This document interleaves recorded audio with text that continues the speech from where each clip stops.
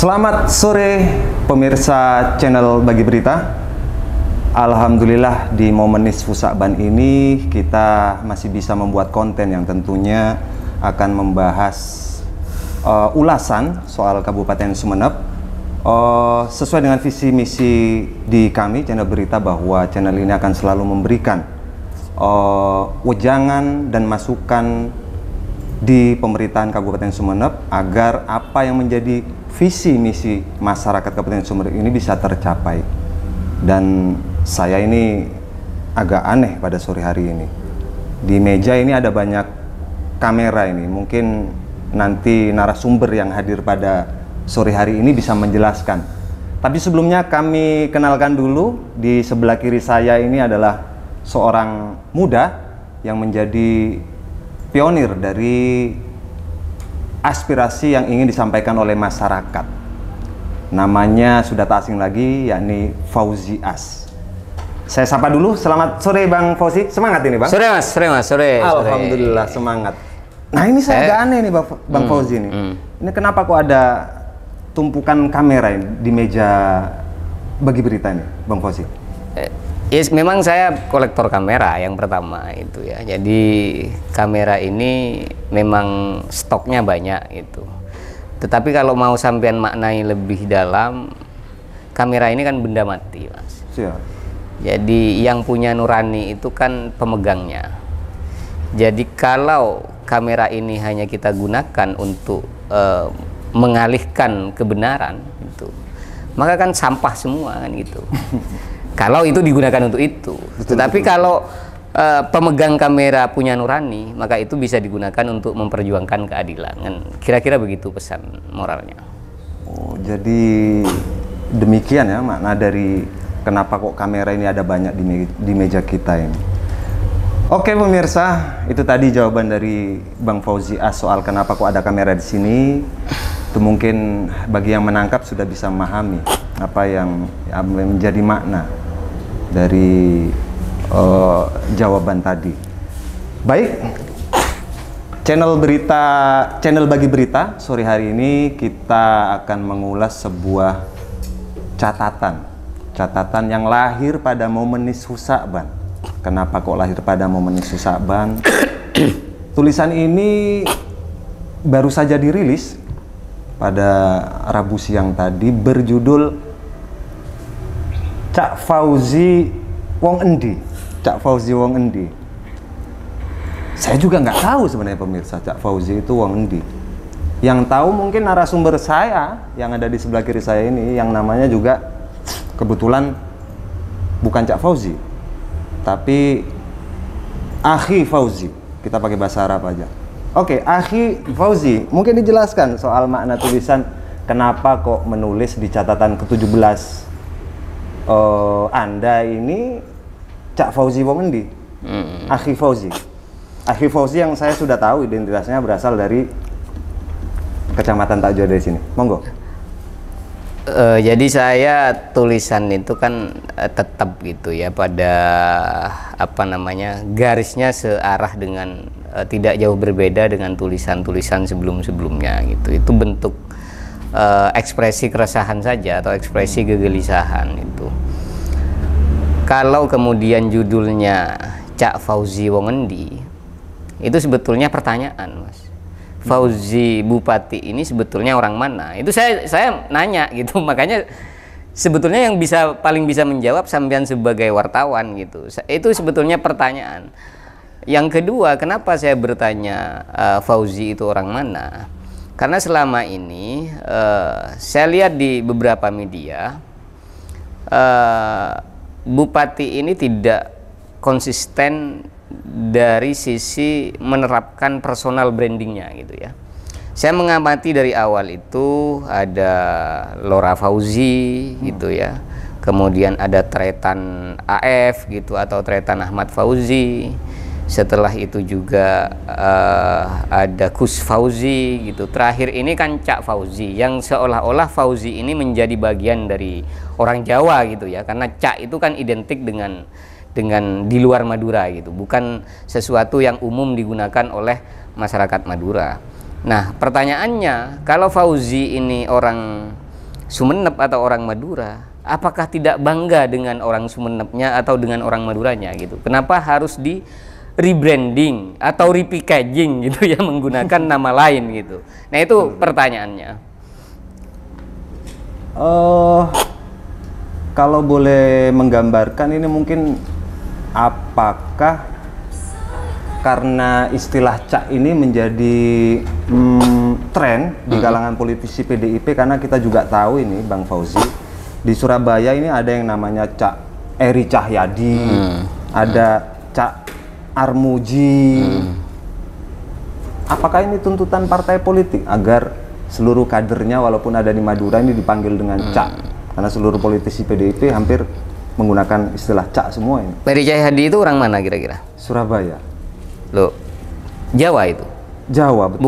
Bukan orang Madura ya? Bukan. Loh, ya itu pertanyaan saya juga.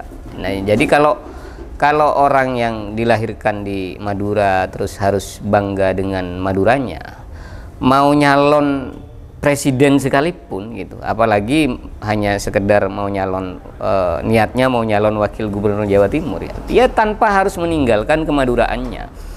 Tidak mungkin orang itu tidak dipilih dengan karena orang Madura gitu. Pak Mahfud MD misalkan, tetap kok beliau bangga dan kemana-mana tetap beliau mengakui bahwa orang Madura. Betul, betul. Kan gitu. Bahkan logatnya sekalipun sampai sekarang tetap kental dengan orang Madura gitu. Tidak sok cowo-cowo gitu kan. Nggak begitu betul, gitu betul. ya. Oke, ngomong soal branding ya, kita lanjutkan nih Bang Fauzi ya, soal branding, bahwa Bupati kita ini juga pakai ragam istilah tadi. Ada Cak, ada Tretan Fauzi, ada Gus Fauzi, ada Lora Fauzi. Kita lanjutkan pada branding juga ini ya. Sumeneb ini, saya nyalakan channel TV ini banyak berita soal Sumeneb di beberapa TV nasional. Saya juga ingin tanya ke Bang Fauzi sebagai pengamat kebijakan publik. Masuknya Sumeneb ke seluruh media nasional TV khususnya itu seperti apa sih alurnya? Berapa keuangan yang harus dikeluarkan oleh Sumeneb sehingga harus beriklan yang sedemikian wah itu, termasuk dengan penghargaannya itu? Seperti apa itu Bang Fauzi?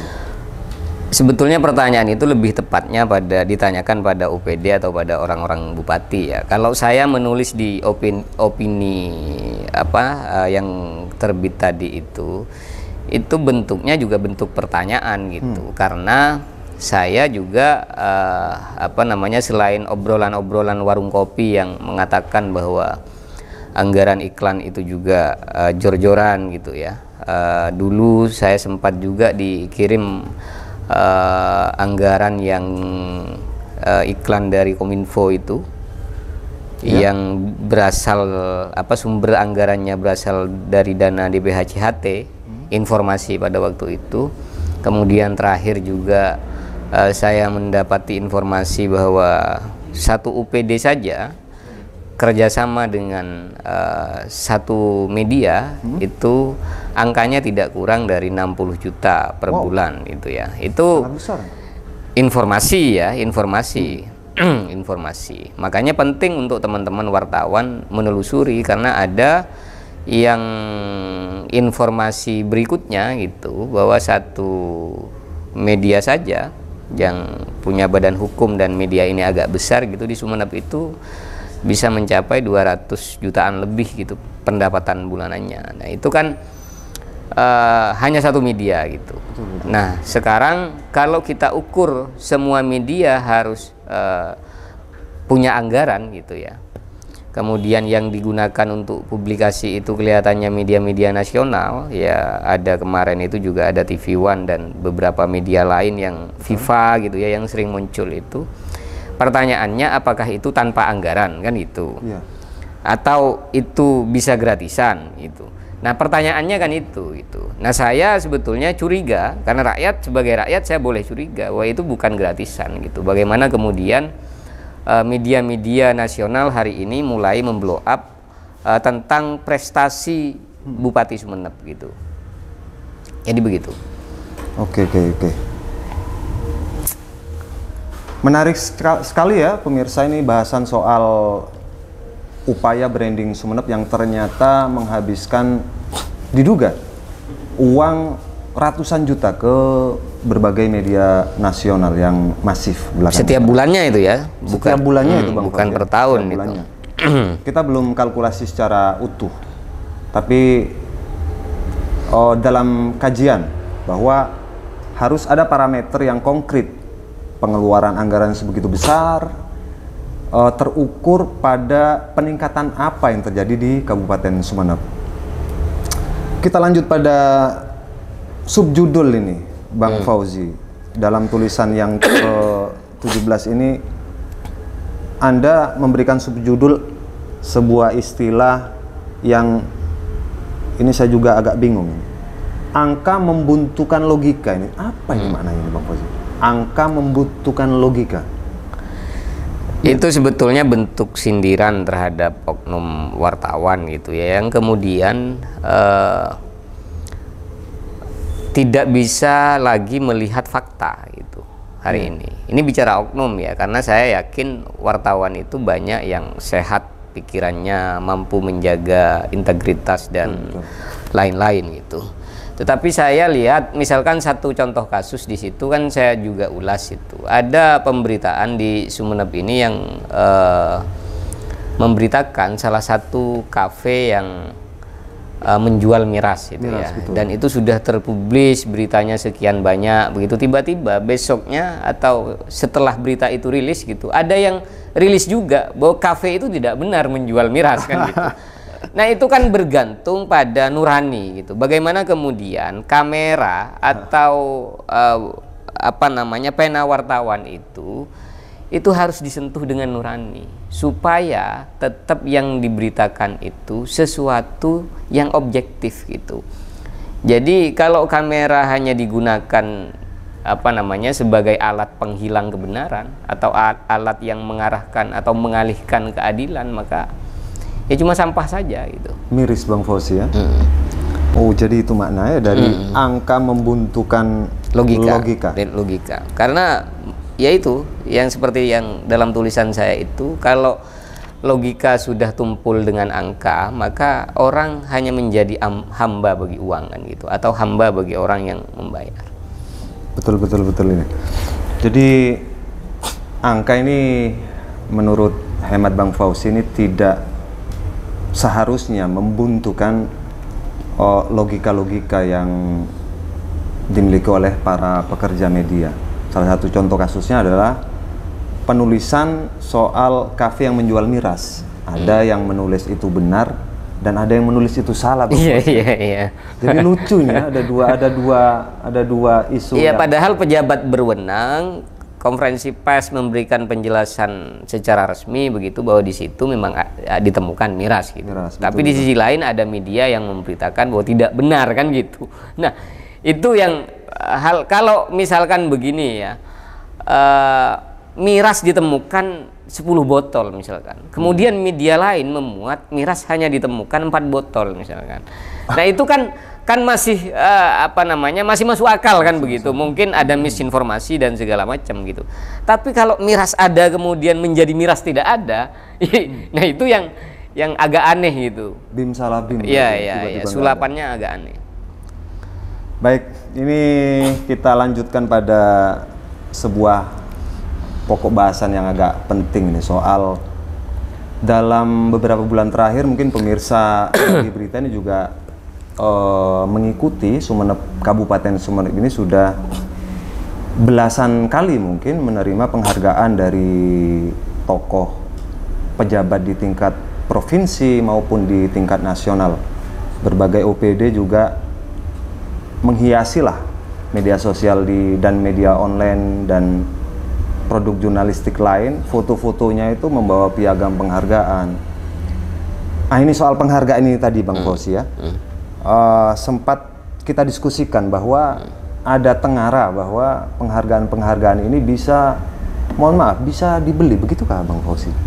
Atau bisa dikerjasamakan agar sebuah OPD di Pemkab sebuah kabupaten ataupun kota itu bisa mendapatkan penghargaan. Seperti apa itu Bang Fauzi? Sebelum ke sana dulu kan begini. menurut saya penghargaan itu harus berbanding lurus dengan prestasi, kan itu dulu gitu. Betul. Jadi Mas Didi kan orang yang dulunya sempat nyantri juga gitu. Lalu kemudian ada lembaga gitu ya yang memberikan penghargaan terhadap Mas Didi itu bahwa Mas Didi ini ahli kitab kuning misalkan begitu ya. Nah, kalau penghargaan ini sesuai dengan kompetensi yang dimiliki oleh Mas Didi, mungkin bisa jadi Mas Didi terima kan, karena oh iya saya memang belajarnya memang spesialisasinya di situ gitu. Tapi kalau kemudian itu tidak sesuai dengan kompetensi yang dimiliki oleh Mas Didi, apakah Mas Didi akan terima? Kan gitu persoalannya. Ya nggak diterima. Lah, iya karena saya nggak kompeten di situ, Pak. Gimana saya bisa nerima? Kan pasti begitu ya. Betul. Nah, itu dulu itu. Sebelum penghargaan itu bisa dibeli atau tidak. Kalau bisa dibeli dan tidak, saya yakin lembaga-lembaga ini kan namanya lembaga negara, kita sebagai rakyat itu harus tetap menaruh kepercayaan. Tetapi kan lembaga ini kan dikelola oleh manusia kan gitu. Benar. Jadi tetap tidak menutup kemungkinan, karena saya juga dulu punya pengalaman di 2019 seperti yang dalam tulisan saya itu juga didatangi oleh teman gitu ya. Kemudian saya juga mau dimasukkan ke dalam salah satu tokoh yang akan mendapatkan penghargaan itu, tetapi saya juga dimintai uang untuk urusan iklan gitu ya, bahasa mereka itu untuk partisipasi lah gitu. Tapi saya menyampaikan begini, saya hanya tidak bisa memberikan penjelasan terhadap anak cucu saya bahwa ini prestasi mbahmu dulu atau ini prestasi ayahmu kan gitu ya. Betul. Padahal itu penghargaan hasil beli misalkan. Nah itu yang saya tidak bisa harus menipu diri kemudian menipu juga anak cucu kita gitu. Jadi kalau kemudian penghargaan itu berbanding lurus dengan prestasi, ya monggo gitu. Yang susah ini prestasinya tidak ada, penghargaannya menjadi banyak, itu yang susah itu. Waduh, payah itu kalau itu Bang Fosi. Prestasinya tidak banyak, tapi piagamnya prestasinya tidak ada, bukan tidak banyak. Tapi penghargaannya banyak. Itu kalau ada ya, kalau ada. Saya belum menyebut siapa itu. Celaka itu. Ada tapi ya gejala-gejala seperti itu Bang Fosi ya, yang selama ini klaimnya berprestasi, raih banyak piagam, tapi notabene itu pekerjaannya juga banyak PR yang belum selesai. Makanya tugas-tugas jurnalistik itu kan menulis fakta kan gitu ya, tidak hanya sekedar membuat tulisan atau opini penulisnya lebih banyak daripada fakta gitu, kecuali memang mau tulis opini gitu ya. Tapi saya pun dalam menulis opini tetap saya utamakan fakta gitu supaya tidak terkesan tendensius gitu. Artinya saya selalu terbuka terhadap teman-teman yang merasa keberatan terhadap tulisan-tulisan. Ayo kita bicara kan itu. Kalau misalkan dirasa wah ini faktanya nggak begitu kok, ya ayo kita bicara. Kalau memang mau bicara tentang data dan fakta gitu.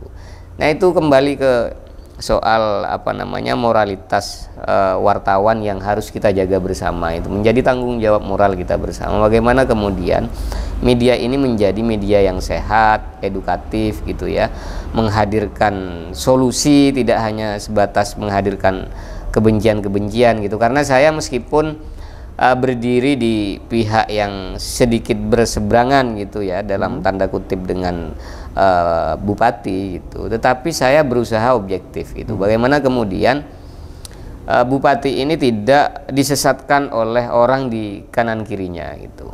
Artinya karena tidak semua hal bupati itu tahu kan gitu. Niat bupati tetap saya yakin tidak ada satu pemimpin pun di kabupaten ini, bahkan di Indonesia ini, yang punya niat untuk membuat rakyatnya sengsara kan gitu. Benar. Cuma tinggal bagaimana kemudian orang-orang di bawahnya atau orang-orang di samping kanan kirinya ini juga ikut berkontribusi untuk bagaimana supaya organisasi yang dikelola atau yang dipimpin oleh bupati ini berjalan dengan sehat kan itu. Benar. Soal itu tadi menarik sekali Bang Fosi. Soal belum tentu Bupati Sumeneb ini tahu. Nah, ini isu, bukan isu ini. Ada kejadian yang baru saja terjadi beberapa hari lalu. Ini soal ledakan depo Pertamina di Pelumpang ini, Pelumpang Koja Jakarta Utara ini. diinformasikan di mass media itu bahwa ada 2 warga Sumeneb terdiri dari ibu yang memeluk anaknya ini meninggal di saat kejadian kebakaran itu puing ya. toko yang terbakar. Ini sampai detik ini pun pada Rabu sore ini infonya ini belum diketahui oleh pejabat Sumeneb. Itu seperti apa itu? Seharusnya pertanggungjawaban daerah itu.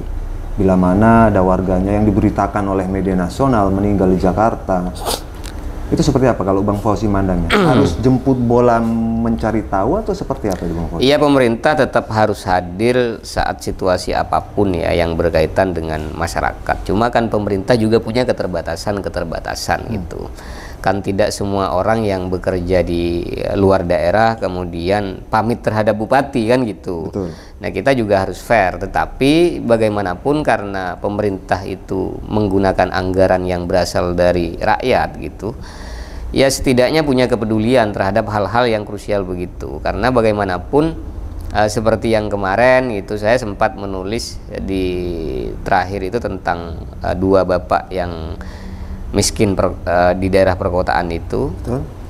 Ya itu kan hanya memberitahu gitu, karena pemerintah perlu hadir dalam setiap momen apapun gitu di masyarakat gitu. Bagaimana kemudian keadilan itu terdistribusi dengan lancar gitu tanpa dipotong-potong oleh pihak-pihak yang tidak bertanggung jawab. Oke. Sekarang sudah sampai pada bagian akhir nih pemirsa. Soal konklusi dari catatan ke-17 Bang Fauzi yang berjudul Cak Fauzi wong endi? Cak Fauzi wong endi? Ya, mungkin bisa sedikit kasih konklusi dari apa nilai yang ingin disampaikan oleh Bang Fauzi dari tulisan yang ke-17 ini, mungkin disampaikan ke pemirsa channel Bagi Berita nih Bang Fauzi. Dulu di 2009 ya, sekitar tahun 2009 itu saya sering nimbrung bersama Pak Hasanul, salah satu tokoh yang ada di Jakarta hari ini. Saya pernah tanya ke beliau itu, kepentingan beliau itu untuk kenapa sih harus Pak Hasanul berdarah-darah untuk ngurusi bola gitu ya, dari Jakarta bolak-balik Madura gitu. Bagaimana dulu waktu awal-awal masih Persepam Madura United itu ya. Beliau itu menjawab begini, Madura ini di kancah nasional gitu ya, dikenal masih waktu zaman itu ya, belum terlalu terekspos di media gitu. Waktu zaman itu lebih dikenal sebagai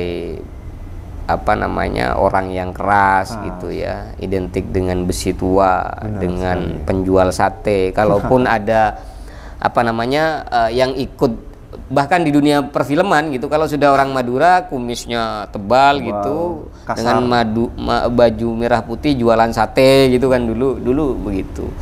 Bahkan di stand up komedi yang kekinian saja masih Madura seolah-olah diasosiasikan dengan orang yang kolot gitu ya. Nah, Pak Hasanul itu menyampaikan bahwa di bola ini katanya waktu itu, kalau bola kita menang, dari Bangkalan ke Sumeneb pulang dengan tersenyum semua bahasanya, dengan rasa bangga gitu. Tapi kalau bola ini kalah katanya, dari Bangkalan sampai Sumeneb pulang dengan kepala tertunduk semua itu. Dan Pak Hasanul selalu bersuara bahwa Madura bukan Jawa kan itu. Yang pada akhirnya mungkin keinginan bagaimana supaya suatu saat Madura pun bisa menjadi mandiri sebagai provinsi mungkin ya. Tetapi karena itu juga mengalami banyak kendala. Cuma satu hal yang bisa saya petik itu, Pak Hasanul itu perusahaannya itu sampai hari ini tetap bangga dengan Madura gitu. Betul. Nama perusahaannya tetap menggunakan bahasa Madura. Misalkan contoh di kampusnya misal ya, Terak Tak Ademar contohnya, tagline-nya itu ya. Nah itu kan beliau tetap bangga sebagai sosok yang dilahirkan di Madura begitu. PT Pocur Larantah Madura apa katanya itu. Jadi banyak yang begitu itu, sehingga Saya mengkritisi terhadap bupati, nggak perlulah kita kemudian menyelundup seolah-olah kita menjadi orang Jawa gitu. Kan begitu. Jadi brand kita tetap bagaimana seperti orang Madura yang tampil sebagai pemimpin yang tegas namun punya kepedulian terhadap masyarakat gitu. Tidak perlu kemudian harus di repackaging atau di rebranding gitu. Cukuplah hadir sebagai orang Sumeneb. Jadi menurut saya yaitu tadi mengenai kita sebagai anak muda, saya dengan sampean ini juga harus bangga sebagai orang Madura. Tidak perlu merubah identitas kita menjadi orang Jawa gitu. Madura tetap Madura, Madura bukan Jawa. Intinya itu. Super sekali pemirsa. Madura bukan Jawa dan Jawa bukan Madura. Itu tadi konklusi dari catatan ke-17. Akhi Fauzi yang berjudul Cak Fauzi Wong Endi. Begitu pemirsa. Dan di akhir podcast ini ingin kami sampaikan bahwa channel Bagi Berita ini akan terus mengupas persoalan-persoalan yang mengemuka di Kabupaten Sumeneb. Tentunya kita akan menghadirkan ragam narasumber yang kompeten untuk hadir di meja jati ini kalau kami membahasakan seperti itu. Dan di akhir kami dari channel Bagi Berita tentu saja ingin mengucapkan sekali lagi mohon maaf lahir dan batin.